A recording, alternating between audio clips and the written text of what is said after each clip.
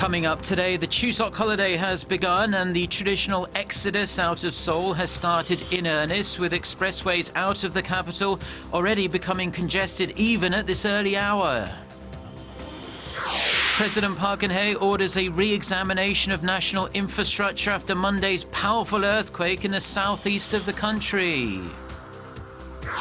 Plus, the top nuclear envoys of South Korea and the United States agree to push for new sanctions against North Korea following its fifth nuclear test.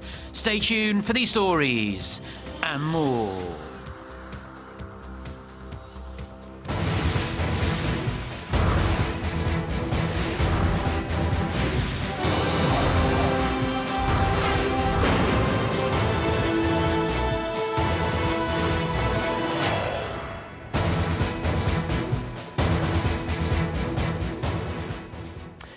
Hello, and thank you welcome to our viewers around the world. It's 6 a.m. on Wednesday, September 14th here in Seoul. I'm Mark Broom, and it is the first day of the Chuseok holiday here in Korea. As you can see, to mark the occasion, I'm wearing Korea's traditional clothing, hanbok, instead of my usual suit. Hope you like it. Thank you for joining us this morning. We are going to start with the situation on the nation's roads as millions of Koreans prepare to set off for their hometowns for Chuseok, otherwise known as Korea's Thanksgiving holiday. Major expressways across Korea, especially at key intersections, have been seeing bumper-to-bumper traffic even through the night.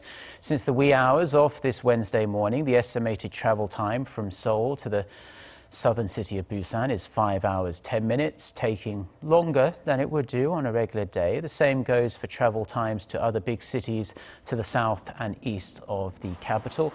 Inbound lanes into Seoul are running more smoothly. The Korea Expressway Corporation says over 500,000 cars left Seoul on Tuesday alone, and the total number of vehicles crisscrossing the nation reached more than 4.6 million. Around 8 million cars are projected to hit the expressways on this Wednesday. Over the 5-day holiday, including Saturday and Sunday, more than 37 million people are expected to be on the move, be it by car, bus or train or plane, and that's 280,000 more compared to last year. The exodus is a typical sight over Chuseok, when many Koreans head to their hometowns to perform traditional rituals and spend time with their families. President Park Geun-hye extended her best wishes to the Korean people ahead of the long Chuseok holiday. Here's part of the video message that was posted on her Facebook page on Tuesday. Let's take a look.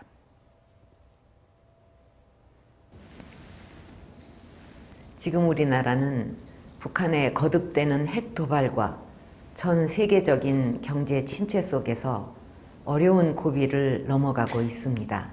하지만 정부는 굳건한 국제 공조를 토대로 빈틈없는 안보 태세를 유지하고 있으며 조금씩 개혁의 성과들이 나타나면서 새로운 희망이 보이고 있습니다.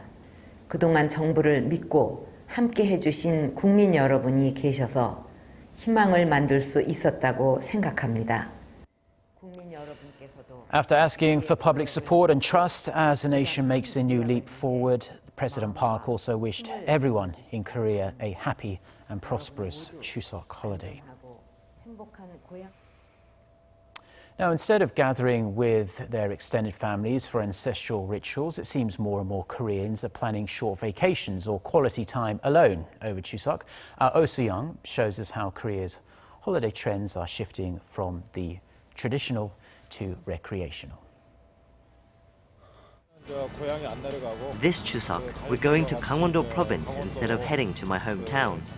We're just going to relax at a resort and go to the local attractions as the weather should be nice. My kids enjoy different activities, so we'll be busy. We want to go to the Folk Museum, the National Museum, or maybe Namsan Tower. It looks like fewer Koreans will be sticking to traditions this Chuseok. To make the most of the 5-day holiday this year, more than 100,000 people will travel abroad every day, according to government estimates. That's almost 14% higher than last year. Flights to nearby destinations like China, Japan and Southeast Asia are almost fully booked, and special vacation packages have sold like hotcakes. Even among those staying in Korea, many are choosing not to return to their hometowns this holiday. Instead, they're planning to relax alone, take mini breaks within the country, or opting for so-called staycations. Hotels in major cities have been booked to capacity, as more locals indulge in luxurious stays close to home. The number of bookings this year jumped 25% compared to 2014. Visitors take advantage of discount packages during the holiday period. We offer fun experiences for families with kids, as well as bar and dining deals for couples. Those who stay alone want a relaxing time above all, so we include deals like spa treatments. Experts say the shift from tradition to recreation during holidays is due to socio-economic changes. With Korea transitioning from an agricultural society to an urban one, large family units are becoming nuclear, and there are even one-person households. Going home for Chuseok has started to lose its meaning. Nowadays, it's regarded as more of an extended holiday, so Koreans are choosing just to relax or spend quality time alone with perhaps a vacation. Planning brief getaways, cultural activities and relaxing experiences, more and more Koreans are seeking short but sweet ways to make most of their extended holiday. 오수영, Arirang News. Now, during the Chuseok holiday, tourist spots and leisure facilities offer huge discounts, adding more excitement to one of the nation's biggest holidays of the year. Lee Min-young has this report. Good news for those looking to get away with the family here in Korea during the Chuseok holiday. Planning wisely could lead to big savings, with special offers around the country. To boost the local service industry and encourage people to spend their holidays here rather than abroad, the Ministry of Culture, Sports and Tourism has designated a week-long period from September 10th through the 18th as the Hangawi Culture and Travel Week, Hangawi being another name for Chuseok. Outdoor leisure facilities and other cultural venues are offering huge discounts, and some even free admission. On Chuseok, all four of the grand palaces in Seoul, Gyeongbokgung, Deoksugung, Changgyeonggung, and Changdeokgung, will be open to the public for free, as will Jongmyo, the royal shrine. Gyeongbokgung Palace in particular will be offering a special night tour program. Also, it's perfect weather for camping. 40 recreational forests are offering free admission, and national parks are also giving discounts on campsites. For baseball fans, tickets on Chuseok will be half price at all Pro League stadiums. If you are planning to spend the holiday catching up on the latest movies, major cinema chains including CGV and Lotte Cinema are selling tickets at a discounted price. At many attractions, there are even more benefits for those who show up wearing the traditional hanbok attire. For something a little out of the ordinary, how about a roller coaster ride in your traditional Korean outfit?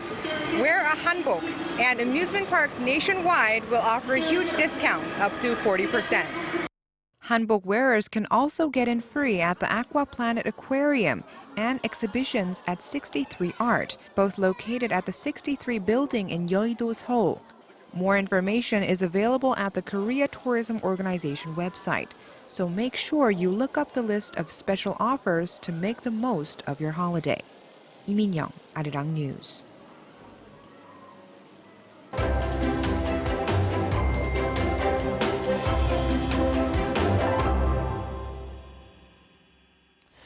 Now, let's take a look at the rest of the day's news. And after Korea was jolted by the strongest earthquake in the nation's history on Monday evening, President Park Geun-hye called on her ministers to check up on important facilities and prepare for future emergencies.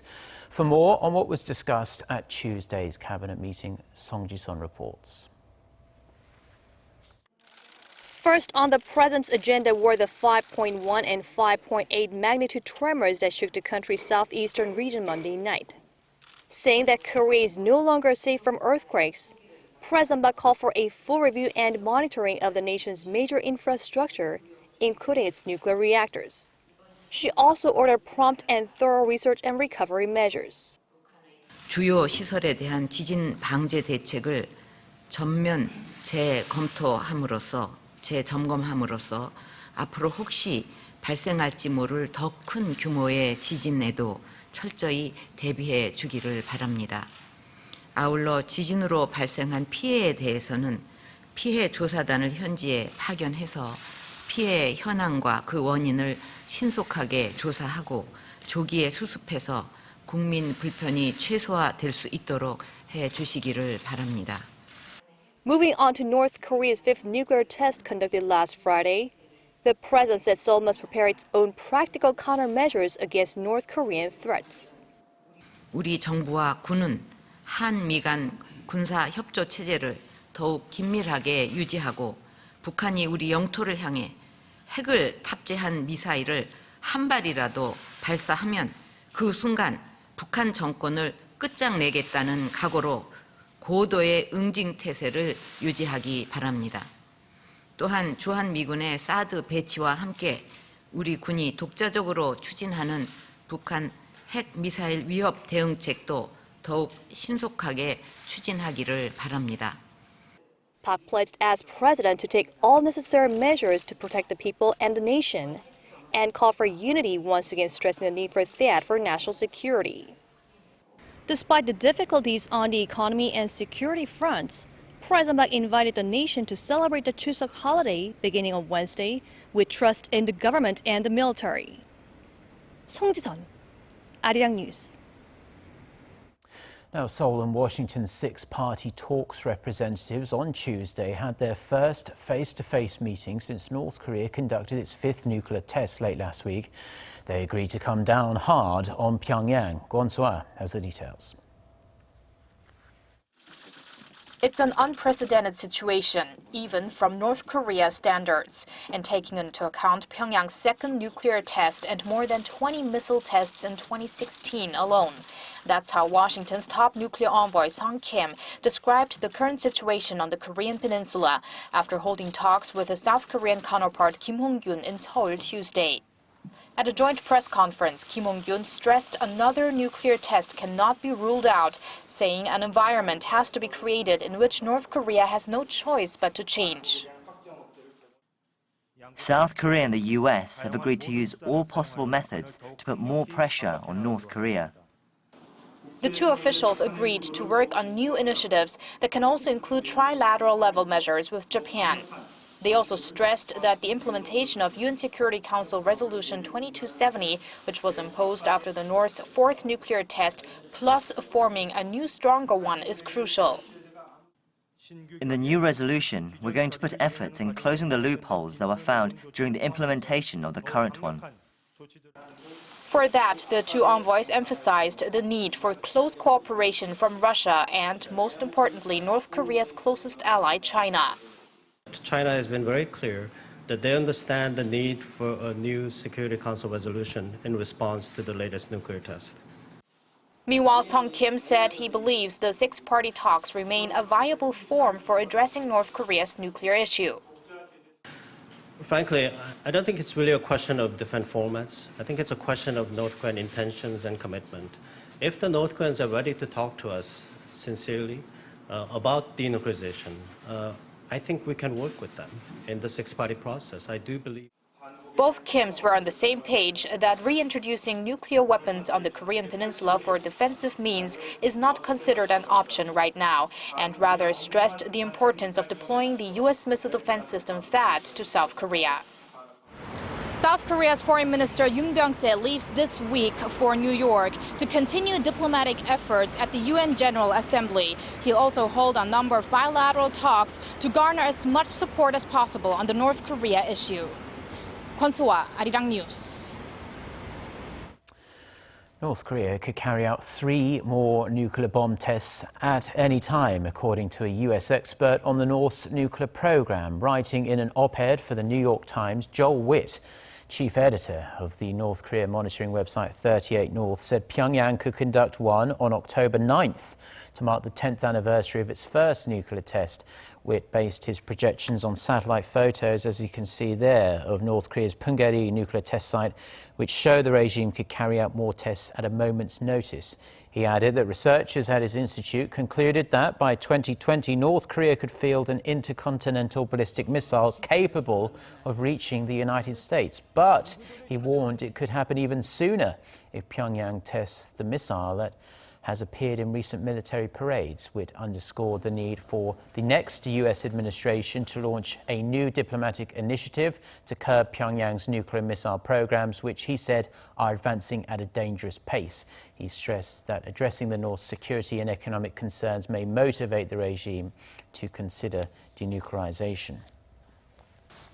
The 71st UN General Assembly has opened its first plenary session, gathering delegates from 193 member states at the UN's New York headquarters.